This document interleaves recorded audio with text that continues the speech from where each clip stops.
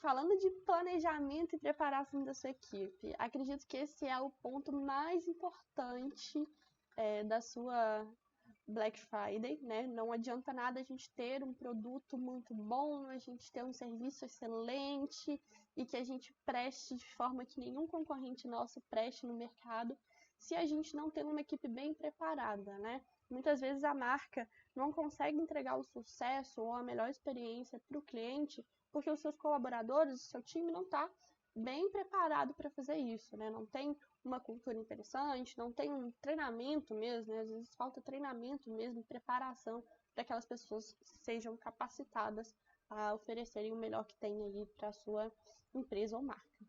Então eu trouxe aqui que para a gente ter um atendimento excelente é necessário a gente considerar não só a disponibilidade dos colaboradores, né? Como eu disse antes, em questão de rapidez, a gente falou sobre site, responsibilidade, etc. A rapidez para a gente responder essas pessoas, como que a gente vai responder essas pessoas, a humanização desses contatos, né?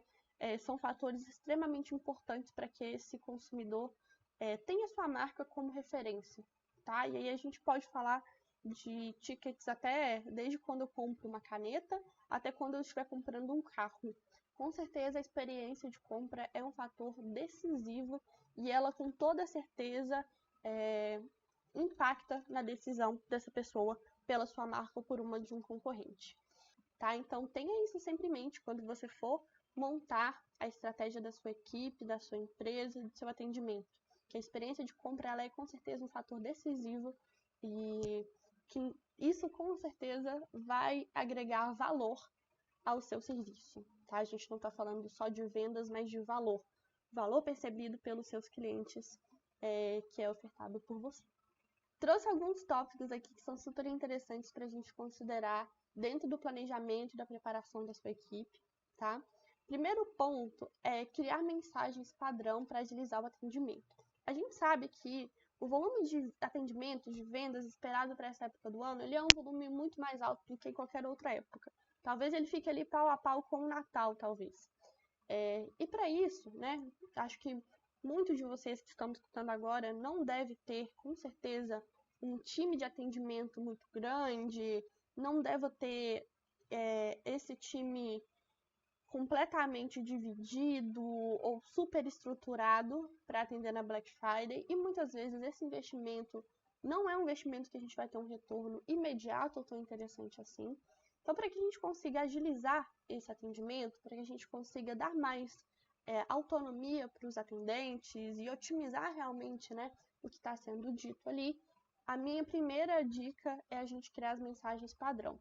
E aí, como mensagem padrão, a gente pode ter, por exemplo, o passo a passo de rastreio do seu produto, uma dúvida frequente, a gente pode ter um direcionamento geral, por exemplo, para você fazer o cancelamento do seu pedido, é só fazer tal coisa, para você trocar a cor do seu pedido, né, do produto que você está consumindo, só você seguir esse passo a passo. E eu sugiro que a gente crie essas mensagens de forma a ser mais humana possível. Então, tenta, né, quando você for fazer essa mensagem, se assemelhar ao máximo ao que um ser humano diria. Né? Talvez usar uma copy muito rebuscada, com termos muito difíceis de entender, talvez não seja a melhor saída aqui nesse momento. Principalmente falando sobre essa urgência nesse atendimento, nessa rapidez e da gente conseguir ser o mais otimizado possível, ok? Outro passo super importante e que com certeza vai andar paralelo às mensagens padrão vai ser padronizar o passo a passo de atendimento da sua equipe. Isso aqui nada mais é do que você criar, de fato, um fluxo de atendimento. Então, quando a pessoa entra em contato com a sua empresa, com o seu número, qual que é a primeira coisa que a gente faz? Quais são os pontos que a gente valida? O que a gente precisa perguntar? Quais informações a gente precisa ter em mãos para conseguir ter um atendimento ali ideal para essa pessoa, tá? Então, você precisa ter isso muito bem esquematizado, explicado, até para que você consiga entender o que está fazendo sentido ou não para o seu time, tá? Ter esse passo a passo escrito também, né, ter isso documentado, é muito interessante pensando que provavelmente depois da Black Friday você vai ter um aumento de receita muito grande, você vai vender para muita gente, e aí você vai precisar investir em mais gente para sua equipe para fazer esse atendimento. Então, já ter isso documentado já vai ser metade do caminho andado para o treinamento dessa outra pessoa, né, para uma futura contratação, e principalmente para você conseguir entender se o seu processo de atendimento está fazendo sentido, está tendo resultado, e se é realmente esse modelo ideal para a sua operação, ok? Analise os atendimentos finalizados. Eu gosto muito de dashboard, gosto muito de Power BI, Excel, de números, de dados, acho que é essencial, mas nada substitui você separar um tempo do seu dia para ver o que está acontecendo no seu setor de atendimento. E aí, digo ver no sentido de ver mesmo, de pegar e de olhar, e de abrir uma conversa aqui, abrir uma conversa ali, e de conseguir entender como está sendo tratado, como que essas tratativas estão sendo feitas. Esse é um ponto muito interessante de análise, onde a gente vai conseguir enxergar várias melhorias e vários pontos a serem otimizados, tá? Que a sua equipe consegue fazer, e que você também pode enxergar várias oportunidades de negócio dentro dessa análise, ok? Então, não só olhe para números, mas olhe também para o dia a dia, para os contatos humanos, para o 1 a 1 ali, mesmo que você não tenha muito tempo para fazer isso, né, uma rotina cheia, agitada, tenta tirar pelo menos uns 20 minutinhos aí na semana para fazer essa análise. Quarto ponto, trace um plano de ação para situações extremas, então para situações de crise. Isso é muito importante. Por quê? Pensando em Black Friday, que já é uma situação hiper conturbada, com muitos clientes, muitos contatos, muitos atendentes, tudo acontecendo, se algo for acontecer, né, fora do seu esperado e ninguém souber o que fazer, vai ser com certeza um caos muito maior do que o necessário.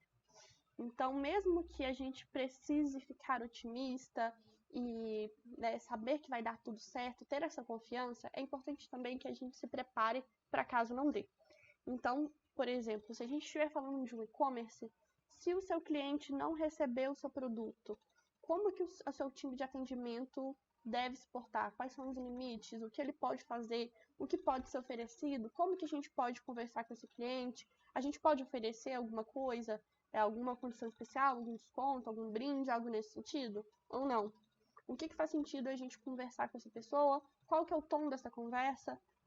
Como que a gente vai seguir com esse cliente em caso de reclamação mais extrema, né, de um estresse maior, que a gente estiver numa situação mais delicada.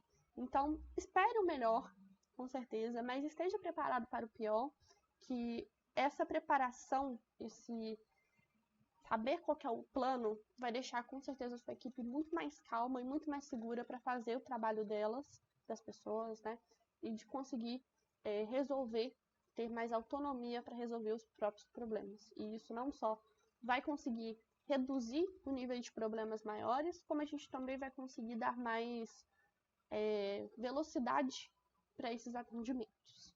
Beleza?